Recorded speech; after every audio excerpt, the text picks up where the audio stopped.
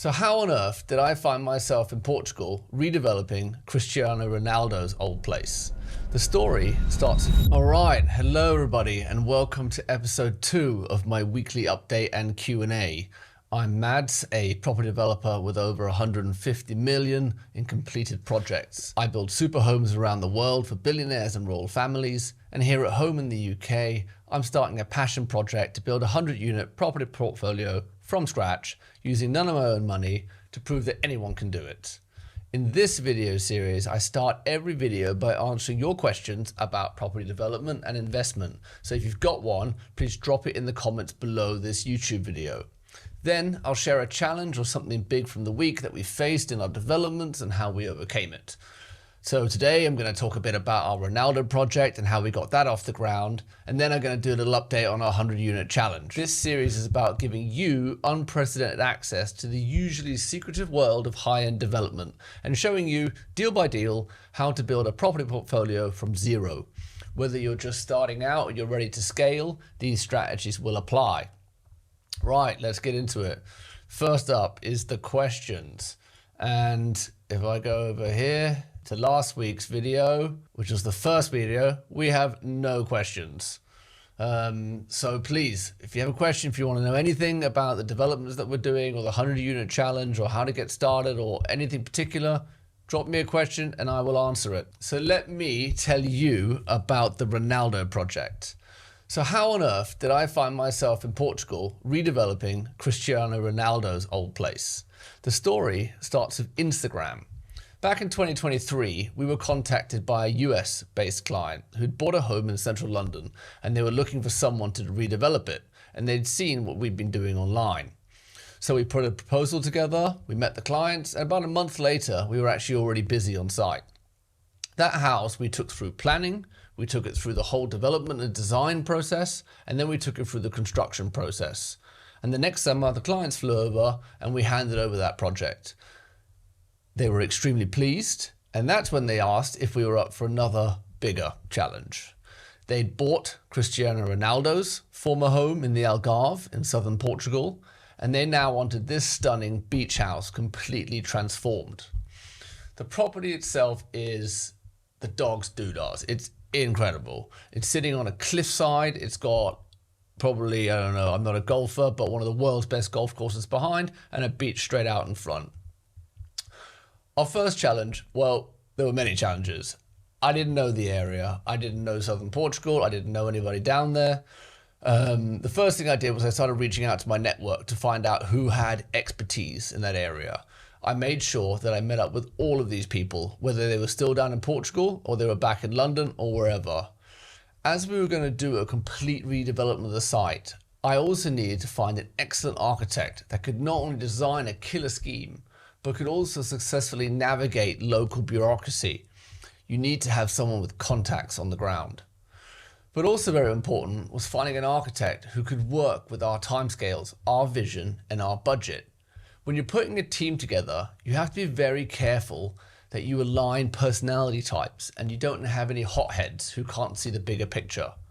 There's no point having everyone in my team is equal. We don't have a star architect or a famous designer, or if we do, fine, but you're the same level as everybody else and we need to work together. Look, I will always respect the architect's vision, but if they design some sort of super sexy cantilevered glass detail that isn't actually that important, but architecturally it's got merit, and it doesn't work in our program, it doesn't work in our budget, then it's not happening, and I don't want them to have a bloody hissy fit over it.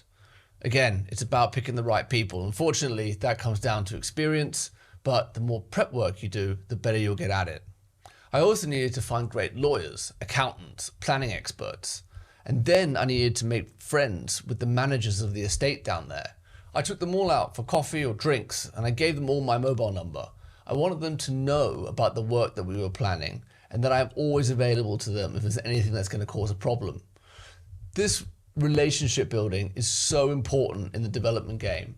You don't know when you're going to need somebody's help or advice, and you don't know when a problem might arise. Like there could be a problem with a neighbor or a local councillor that needs smoothing over. You must invest in your relationships, and that goes right from the top to the bottom. To give you an example, I found out when I was down there walking around that there was a gardener who'd been working in the area for over 20 years. And 20 years is a long time in that part of southern Portugal, given how much it's been developed down there. He'd been working on our site before, I guess when Ronaldo was there. But I also saw that he worked a lot in the neighbouring mansions. It was a hot day, so I went and bought him a few cold drinks for him and a couple of other guys, and we shared a couple of Fantas and had a chat through Google Translate. This aging gardener, should we say that, he knew everybody, and everybody knew him. And he gave me contacts that were more helpful in those 20 minutes than I'd gotten from all my other meetings with like the super connected estate agents and whoever. If your development mantra is to try and bulldoze your way through, you will get stuck. And trust me, I have learnt that the hard way. So, while the architects worked on the extension details and the redesign of the facade and getting that through planning, I got the interior design team, which is Kat Dahl from CDI, started on the internals. And the design process can be a lengthy process, especially if you want to get it absolutely perfect. But there's no need to wait until the architects are finished. I'm well aware that this means that some jobs might need doing twice, but to be honest with you, I couldn't care less. I could not care less. I am well aware that, doing a job twice might cost a little bit more, but by starting at the same time as the architects, you save months of time. Of course you need things to be sequential, but there are many things that can overlap and run concurrently. And if you want to be effective in development, and in development, time is money, you need to find a way to save time anywhere. So saving months on the project is far more important to me than saving months on is far more important to me, and it is just what I expect of the team that I work with. And on the subject of teamwork and team dynamics, this is something that you as a developer need to keep a very firm grasp on.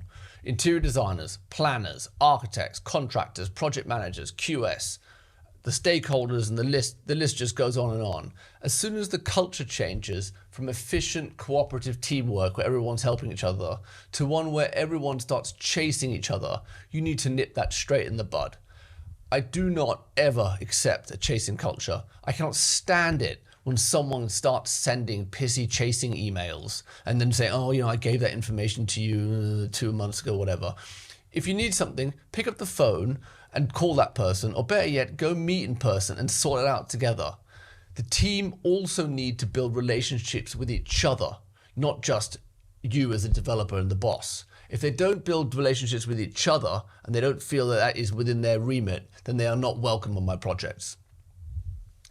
Anyways, I could talk for hours about this project, and I will in due course on this channel. The project is now at the stage where we're building out the structural extension at the back, adding a huge terrace for the master bedroom, and what will be a completely frameless glazing structure for the living spaces. So when you're in the kitchen and the main living space and you retract the glass, the terrace above will be cantilevered out. So the glass is totally frameless, which will reveal the incredible view down the beach for kilometers and kilometers and kilometers as far as you can see.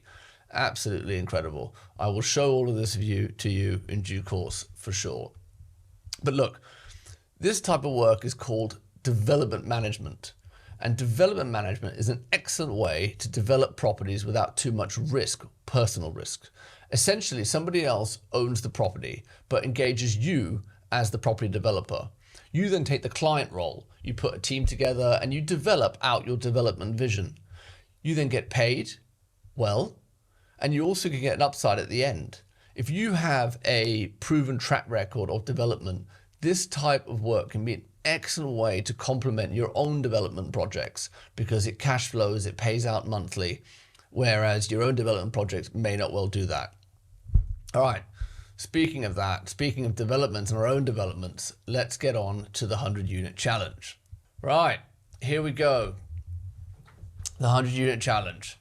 So, actually, this is the first one that we did. This is one I talked about last week, this one in Stepgates in Surrey. I kept it in here because I thought I might be able to resurrect it. It was a house that we were going to split into two, and then we were going to get planning permission for a backland development. But unfortunately, this house, I think now is completely dead in the water. We got gazumped. We've been trying to exchange for two or 3 weeks, offering exchange every day. They just weren't getting back to us. I knew something was up. Anyways, they got gazumped by the neighbor. So be it. Good for them. Let's get rid of that. Then the next one we've got going on is our option agreement that we have down in Tedworth in Surrey. The option agreement is to acquire the site, the lower level of the site, and where we've now gone through 2 rounds of planning where we've been rejected twice on the planning there. And we've just submitted a 3rd round of planning where we've taken on board the latest comments from the neighbours and the latest comments from the planning inspectors. But what we've also done is we've also submitted an appeal for the last planning application that got rejected. So essentially we've got an appeal and we've got a new planning application. And the hope is that the planners will look and say, well, there's a good chance that the appeal might be successful. So either we should strongly consider the first one, because I do not feel that our applications were considered whatsoever. The level of NIMBYism in this part of the world is off the scale. Nobody wants anything built anywhere. They couldn't give 2 coots about young families who need houses or whatever. So our site is a massive plot, 2 or 3 times the size of any of the other plots there. It is absolutely fair and absolutely correct that another house should be built there for another family. So, but one of the challenges we've had doing with that is because the planning application that we went through on this one is something called a self-build custom house application. And this is quite a smart way to make a planning application, because you don't need to spend too much on architectural detail, because you're just getting general consent to build a house there, the scale and massing of a certain house there.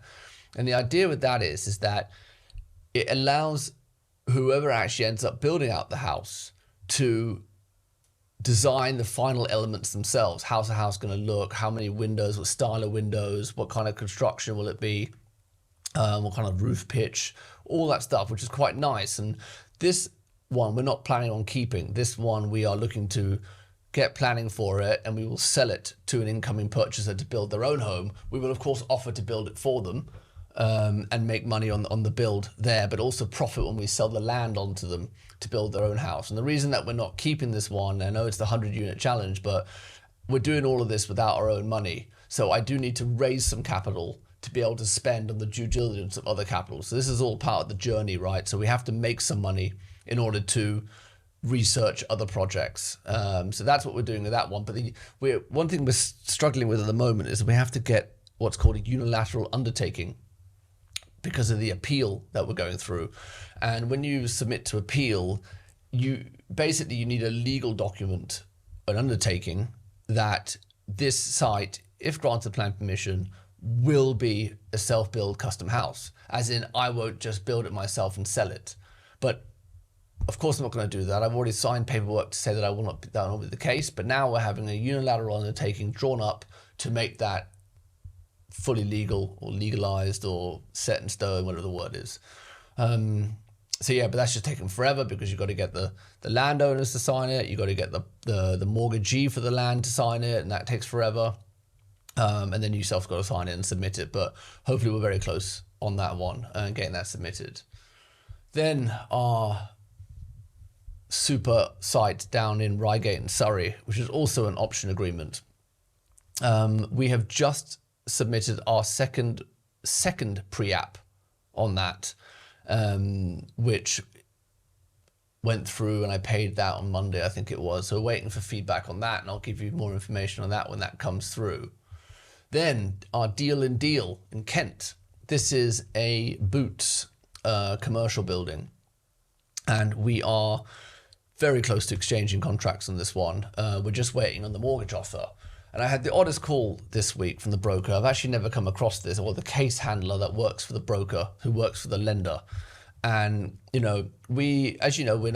doing the 100-unit challenge without any of our own money, which means that we are partnering with local investors or investors wherever who come up with the equity element, and they partner with us, and we carry out the development, and we all share in the upside, or whatever the terms of the agreement are. And on this one, I got a call from the case handler, and they said, look, the investor, is he a friend or a relative? And I said, well, he's neither. He's an investor. They said, no. I need to classify him as a friend or a relative.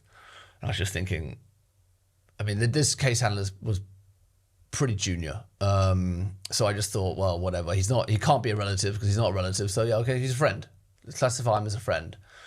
Then the next day I get a call back saying, yeah, can't do that. We can't, we don't provide lending on that basis, because if it's a friend, the funds are gifted, it hasn't been through money laundering. I mean, the whole thing's ridiculous because when we bring on an investor, the first thing we do is we agree the terms with the investor. Then we put them in touch with our own lawyer who draws up a loan agreement and provides the details of the legal charge that the investor will get on the property when we buy it. And then their own lawyer, if they want to, will have the papers checked as well. Our lawyer will do all the money laundering checks. They'll do all the stuff that is required. So for the case handler to get involved in that, it's a bit silly. So I had to spend half a day yesterday sorting that out, which is, it's just one of those things. Like, you just need to solve whatever problem comes your way. So hopefully we will get that over the line in the next, I'd love to say, to get that exchanged in a week or so. It just has to bloody happen. And then down in Berkshire, where we have our big block, it's five retail shops and 3 flats. We're going to get planning for another 6 flats, we reckon. Buying that for just over $1 million. We are also this close to getting the mortgage offer through. We are buying that for 1.05 million. And we had the valuation done last week on behalf of the lender, and that came back at 1.1, I believe. So slightly higher than what we're paying for it, which is great. This is one of the ones that we targeted directly, but for us, we're not really buying below market value or anything. We're buying for fair value, but we've got an excellent plan to add considerable value to this site through planning, by adding additional residential units. And then secondly, in due course, by looking at the tenants that we have there on that site and see whether we can improve the facilities there. I mean, there's plenty of potential there. There's so many angles to this that I can't decide which is the right one to share, essentially, because it's really what we call an asset management play, because we're buying these assets with a 10% yield, right? We're buying it for a little over $1 million.